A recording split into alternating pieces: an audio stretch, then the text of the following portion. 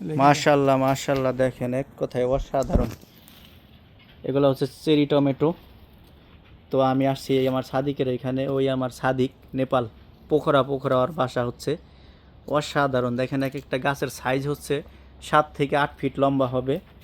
আর এই টমেটোগুলা দিয়ে সৌদিয়ানরা আপনার খ্যাপসার ভিতরে দিয়ে, তারপরে হচ্ছে বিরিয়ানির ভিতরে দিয়ে রান্না করে থাকে তারা।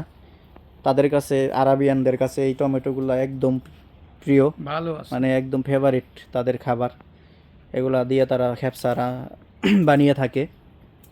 প্রত্যেকটা গাছে দেখেন একদম মানে সেম টু সেম আমাদের দেশে যে চেরি ফলগুলো পাওয়া যায়, প্রচুর দাম চেরি ফলের, তো ওই রকম সাইজের এই ফলগুলা, টমেটোগুলা। তো দেখেন এই যে একদম সেম টু সেম চেরি ফলের মতো।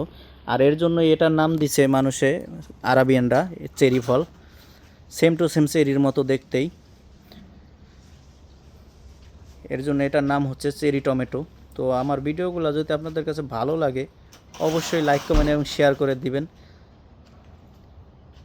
অসাধারণ, মাশাআল্লাহ। রিজিকের মালিক হচ্ছে উপর আল্লাহ। তো আল্লাহ চাইলে কি না পারে, এই শুধু বালু আর পাথরের ভিতর থেকে যেন এই পরিমাণে যেন ফলন উৎপাদন করা সম্ভব সৌদি আরবে। কিন্তু আমাদের দেশে কিন্তু এরকমভাবে ফলন হয় না কখনো, আপনারা দেখছেন কি না। তো আমার ভিডিওটি অবশ্যই শেয়ার করে দিবেন। ভালো থাকবেন, সুস্থ থাকবেন।